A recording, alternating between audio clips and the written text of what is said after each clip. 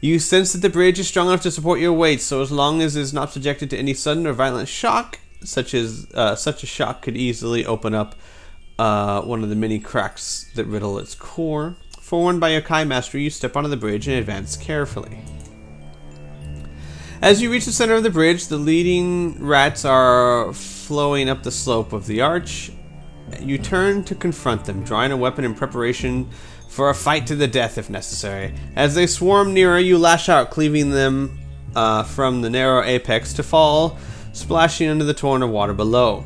With your third blow, a shudder runs through the stone, causing you to stagger and fall. You land on the opposite bank, winded but otherwise unharmed. A loud crack fills the night, and the whole center section of the bridge collapses into the gully with a tremendous splash. Safe now from the ravenous rats, you can afford to continue along the beach at a less punishing pace.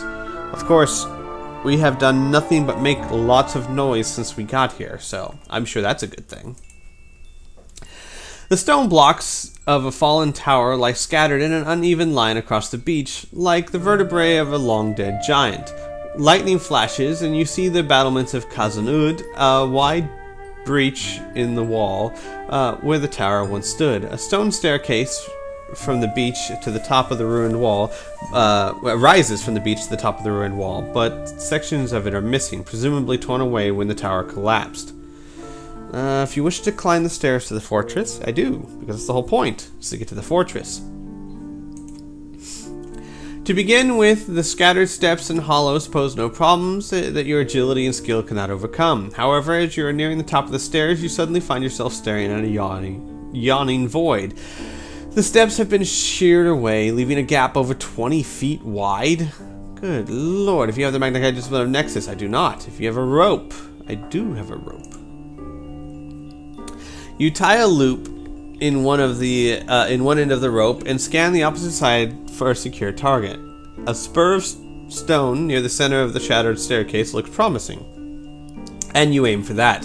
On your second attempt, the rope finds its mark and tightens around the stone. You waste no time crossing the gap, and within minutes you are safely across and climbing the few remaining stairs to the breached fortress wall. Now I assume we keep our rope, we just untie it and keep it. Didn't say we lost it. Alright then. Stepping carefully through the slime-smeared rubble, you stop for a moment and catch your breath and survey the shattered keep of Khazad-dûm. By the way, I am now back up to 37. That was 4 numbered sections. Alright. It is a desolate sight. Only stone buildings remain intact, and everything is covered with creepers and mildew.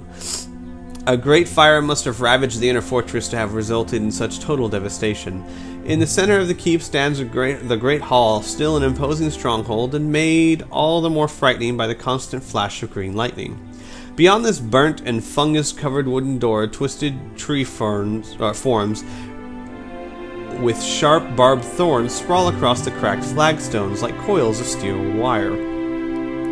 You are about to enter when a movement in the air around you, around your head arrests you. A shape is taking form in the doorway, a shadowy figure with flaming red eyes. An icy chill grips your heart as it sweeps past you with a swirling rush of wind. You spin around to see it hovering in the sky. Its shadowy hand now gripping a great spiked ball and chain. It shrieks an unearthly cry, and the ball whistles down toward your unprotected face. My face is not unprotected. I'm wearing a silver helm. And then we got a picture of this guy with a mace. Or actually, it's like a morning star, isn't it? Yeah, it's more like a morning star. Alright, if you have the Magna Discipline size screen, I do not have that, sadly. If you not possess this skill, you must prepare to defend yourself, for there is no time to evade the sudden attack. Owing. What? Oh, owing. Got it. Owing to the speed of the attack, deduct 3 points from your combat skill, unless you have the combat skill of Hunt Mastery. I do have that. Yay! It's time to fight. So, he has a combat skill of 20. I have a combat skill of 26. This should go over pretty easily. 29. Whoa, not 298 endurance. That's crazy. Alright, let's get it on! He's down to 18, I'm down to 36. He's down to 2. He's dead, and I'm down to 33. Wow, I lost 4 endurance points again. Yay! Okay.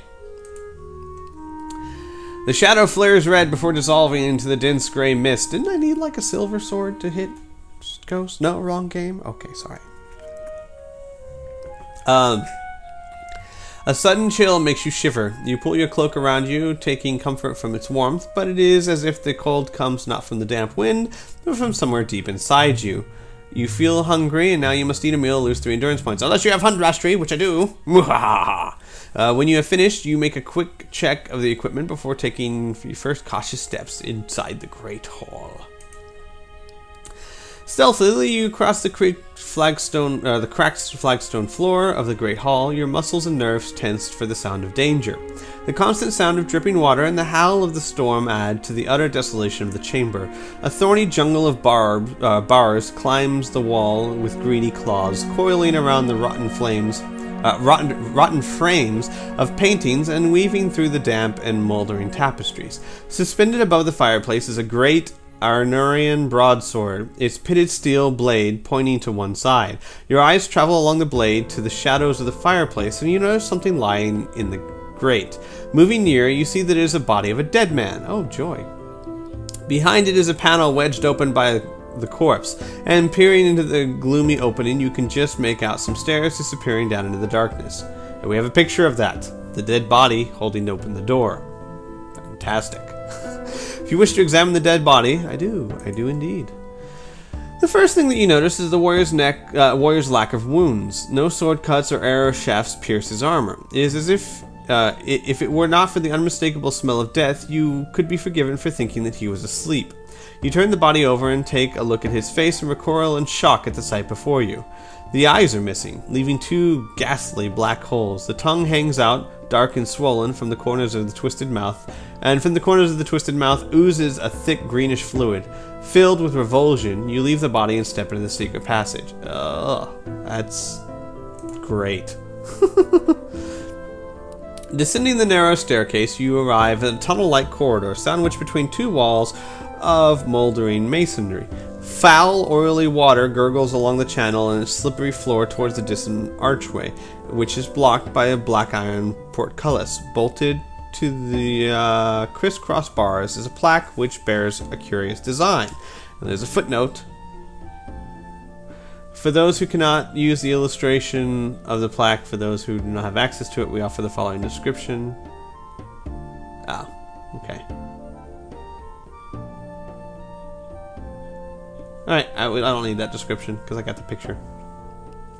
On the wall to your left is a large rusty dial with a brass pointer set around it.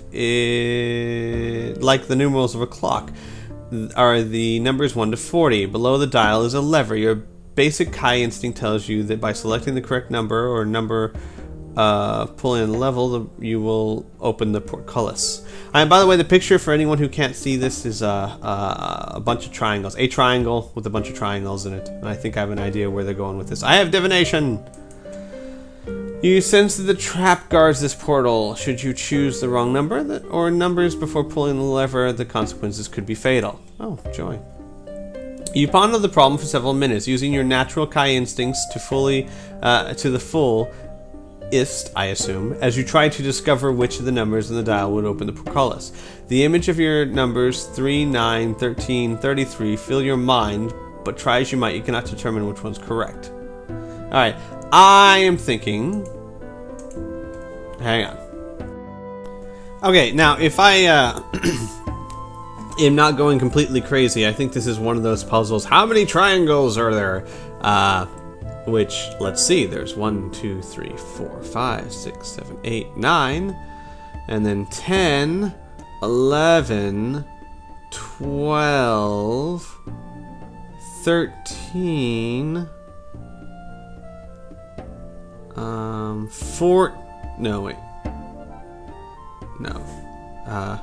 13?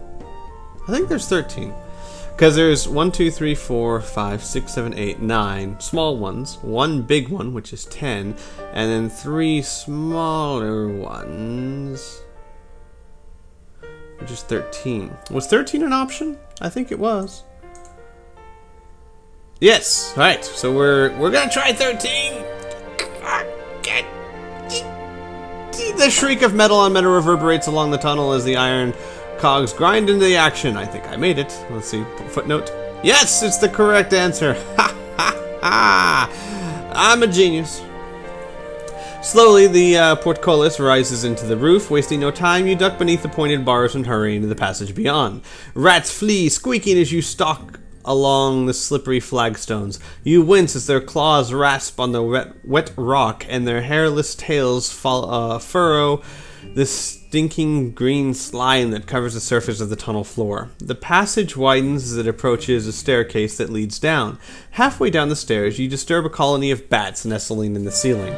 They squeal angrily and whirl around your head, battering you with their wings and nipping at your face with their sharp, needle-like teeth. I do not have animal control or psi surge. The bats are ravenously hungry, and you have stirred them into a frenzy by the unexpected smell of their favorite food, warm human blood. It is too late to avoid combat. You must fight for your life if you are to become not become their feast. Unless you have the Magna-Chi discipline of curing, you must double all endurance points you lose sustained during the fight due to the bat's poisonous saliva. Well, I do have curing at least. That'll work. Combat skill 19. Endurance 32. I think I recovered like 2 from that. I don't know. We'll say I got 2, so we're at 35. And let's get it on. They're down to 20. I'm down to 34. They're dead. They're dead because they're freaking bats and a Makai master. What do you think was gonna happen? Alright, as the few remaining survivors whirl away into the darkness, you sheath your weapon and kick aside the torn bodies of those who fell to your deadly blows. A stone room awaits you at the bottom of the stairs, featureless and bare except for the weapons rack hanging on the wall in the far corner. It holds a spear and a broadsword, both in remarkably fine condition. The torchlit tunnels offer an exit to this chamber. One descends to the north and the other to the east. Now, I don't remember which weapons I actually have. Weapons, a broadsword, and a sword, which means none of those are helpful to me.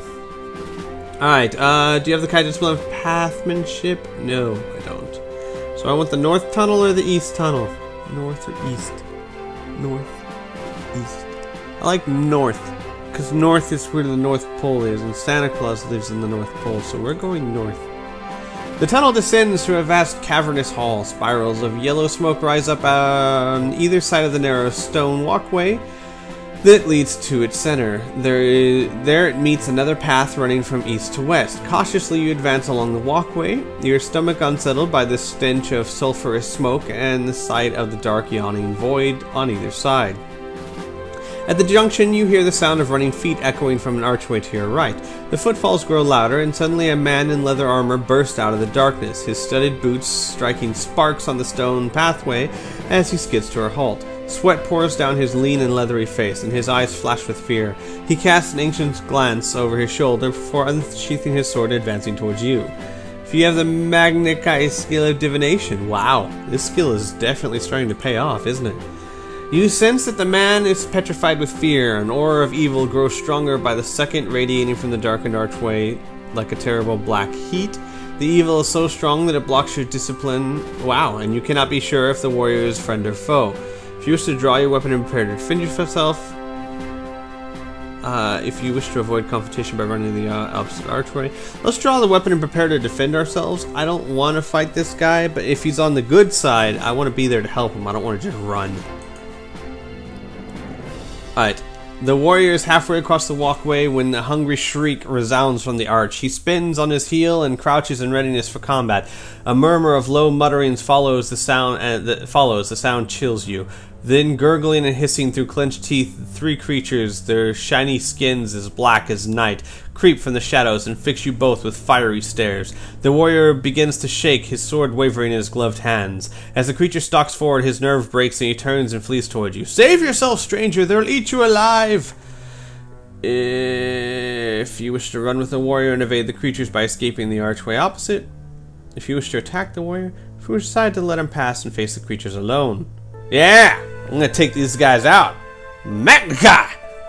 No one of them! I was trained by Hercule. Yeah! I don't run. Snickering with evil delight, the creatures stalk Closer and closer, talons springing from the fingers of their leathery, webbed hands, and their eyes blaze with wildfire as they prepare to pounce. Combat skill 27, endurance 35. Let's do this. We're gonna beat their tails.